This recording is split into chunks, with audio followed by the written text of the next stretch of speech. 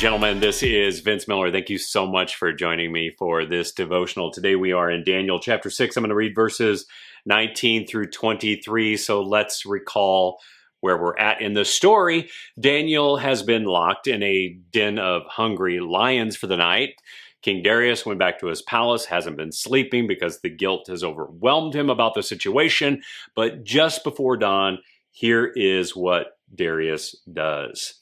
Then at the break of day, the king arose and went in haste to the den of lions. Does that sound familiar? It should sound familiar. It should sound similar to the story of Jesus after he was buried and left in a den or a cave for 3 days.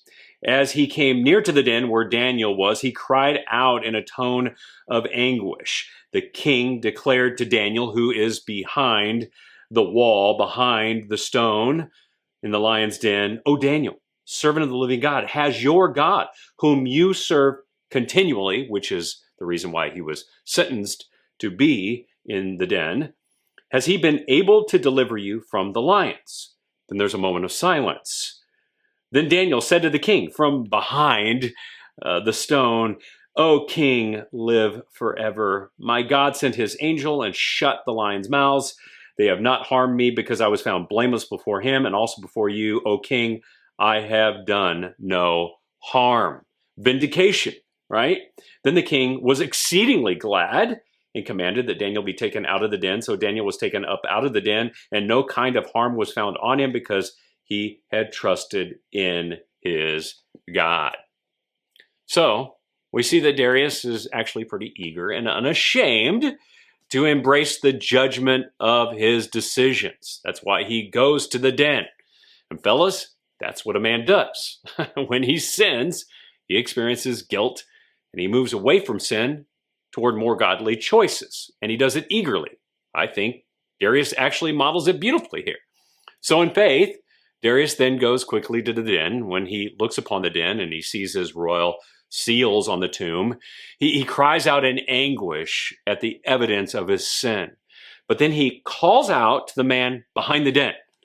And I'm sure the others and his entourage with him are a little surprised at really both his guilt and the remorse and his also hopeful call to Daniel in the den. But this man, Darius, he's eager to know what God has done. I imagine there's probably this moment of silence where Darius calls out, and then there's this call from inside the cave. It's Daniel's voice, the voice of vindication by God, and Darius sees with his own eyes that God can save. Because get this, God is greater than a king's pride. God is greater than man's envy. God's plans are more cunning than any politician's, and God's law is higher than any human or Persian law. So here's the application. Right now, if you're enduring the consequences of someone else's sin and feel like it isn't fair, you need to know it is fair. The Bible is actually clear. We live in a fallen world, and because we do, one man's sin will affect another person or other people. This may feel unfair, but it's not. That's what sin does. That's exactly what your sin does. It results in suffering for you and others. This is because sin never affects only the sinner. It never does. It affects people in our life, like our wife and our children and our family, friendships, and others that we do life with. Sometimes we may feel like this isn't fair or it isn't just or it isn't right, but actually it is. It's entirely fair for you to suffer for your sin and for you to suffer for someone else's sin, because there isn't any such thing as an innocent sufferer, at least not until Jesus. Jesus was the only truly innocent sufferer. He didn't sin and still suffered. And he suffered for the sin of all mankind because he loved us and wanted us to have a relationship with him.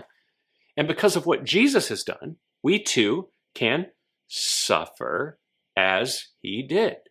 We can suffer well at the hands of sinful men in the hopes that God will save and vindicate us either here or maybe in the hereafter.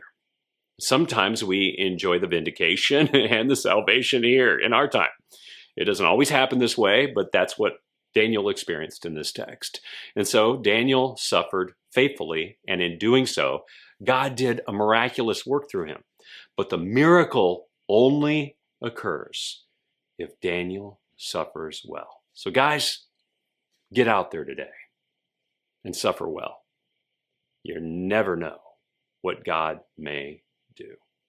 I love you guys. Thanks for joining me. I hope this blessed you. If it has, share it with someone you know who may be suffering right now. And with that, I'll see you right back here again tomorrow.